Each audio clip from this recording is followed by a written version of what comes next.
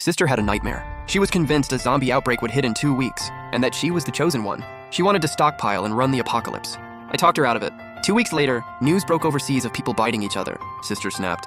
She said I sabotaged her shot at apocalypse glory. She pushed me off a cliff. I was gone. When I opened my eyes, I was back to the day she wanted to sell the house. My sister came rushing out of her room, face pale, forehead dripping with sweat, like she'd just had a horrifying nightmare. She screamed, "Mom, Dad! Sell the house, sell the car, right now, and give me all the savings." Our parents asked what was wrong. Did she have a nightmare? She was pacing like crazy, saying she'd seen the future. In 2 weeks, our city would be overrun by zombies. It would spread nationwide fast. The number one priority right now was to liquidate everything and build a safe house. Just the 3 of them would make it through. 3. They'd already cut me out. Mom always follows sis. She was already heading to grab her bank card. Dad took a drag of his cigarette, still on the fence. "Yuer, how do you even know your dream was real? What if it was just a nightmare?" My sister Song Yuer said smugly, "I remember every single detail. Perfectly clear, that means I'm the chosen one. If it were just a dream, would you even remember any of it?" She checked the time. "It's 10. The couple downstairs is about to fight. Just watch." Song Yuer sounded dead certain, and it got Dad's attention. Sure enough, right at 10, a screaming match broke out downstairs. Exactly the couple who lived below us. Mom was fully convinced. She pushed Dad to go get his bank card.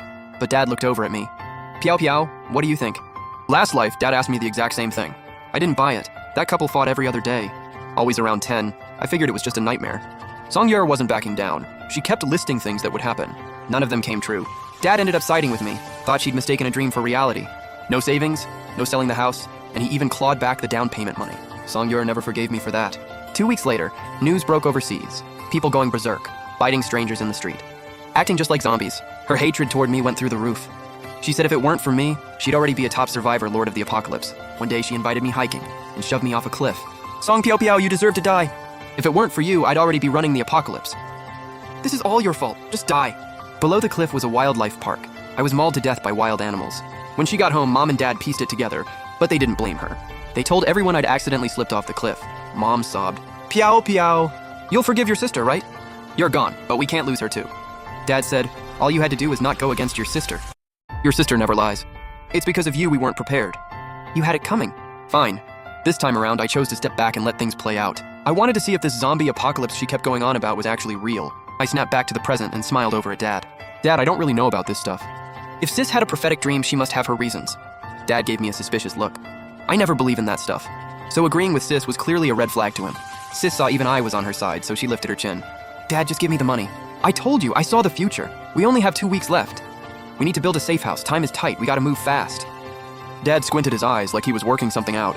This time, since I didn't push back, Dad was actually the skeptical one. He thought for a while, then said, "Yuer, I think we need to slow down. Doesn't that couple fight at this same time every day?" Song Yuer's smile disappeared instantly. She stiffened up and started listing other things she vividly remembered from the dream, like a car accident at the community gate in the afternoon and a brawl at a BBQ spot at night. Dad was still on the fence. Everything Song Yuer said was exactly the same as last time. That afternoon, her predicted time came and went. No car accident. Song Yuer got flustered. I must have gotten the day wrong. But there will be a car accident, I'm sure of it. Dad asked, "What about tonight then? You sure?" "Yuer, it's not that Dad doesn't trust you. But what if the apocalypse never comes? Then all our money's just gone." Song Yuer scoffed. "Tonight? Just wait and see." To prove herself, she dragged us all out to a BBQ spot. Last time I asked her, "If there's a fight, doesn't that make us sitting ducks?" Song Yuer shot me a death glare. "What do you know?" "That's exactly why we're eating here. When it kicks off, we dine and dash." Mom and Dad called her a genius, said I was the dense one, said I couldn't think outside the box like my sister could. The fight never happened. She blamed the whole thing on me, and made me pay for the whole meal. This time I kept my mouth shut. Mom got antsy on her own and pulled me aside. "Piao Piao, go ask your sister. She said people were gonna fight, right? Could it get to us?" I widened my eyes and said loud enough for everyone to hear, "Mom, you're scared of getting caught up in it, so why'd you even come?" Mom saw Song Yuer's face go dark, backpedaled fast. No, I'm just a little worried, that's all," and dug her nails into my arm. Song Yuer snapped, "Song Piao Piao, what is wrong with you? Why are you screaming?" Song Yuer used the exact same line she once used on me, on Mom. Mom went dead quiet, not a word. Awkwardly started praising her for being smart and saving money. I laughed to myself. They've always been like this. Sis has a bad temper. They let her get away with everything. I'm the calm, well-behaved one, so I'm their punching bag. Every frustration Sis puts them through, they take out on me. These are my parents. Honestly, kind of pathetic. That night, Song Yuer took them out. I faked a stomachache and stayed home.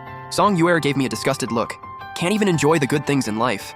Last time they were dead set on dashing, ordered a whole table of expensive seafood. I'm allergic to seafood. Didn't touch a single bite. And yet they pinned everything on me and made me foot the entire bill. That one table, over $1,000 bucks. This time let them enjoy it all themselves. Once they left, I headed across the street from the BBQ spot to watch the show. Just like last time, they ordered the most expensive stuff on the menu. The owner thought they were big spenders, all smiles and bowing.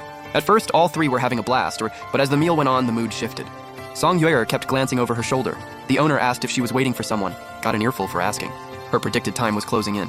Still no sign of any fight. Their table was the only one there. They were literally the only customers. Dad's face started to darken. Yuer, where's this big fight you promised? His patience was clearly gone. Song Yuer's forehead was beating with sweat. Dad, just hold on. I think I got the time wrong. Give it a little more time. Another hour passed. Dad was done. He stood up and told her to go pay. Song Yuer hated it but had no choice. She waved the owner over. The total hit. All three of them froze. Over 1,000 for one table.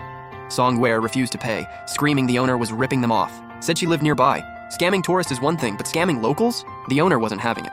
He pulled out his phone and threatened to call the cops. I've heard of people dying and dashing, but never thought I'd actually see it.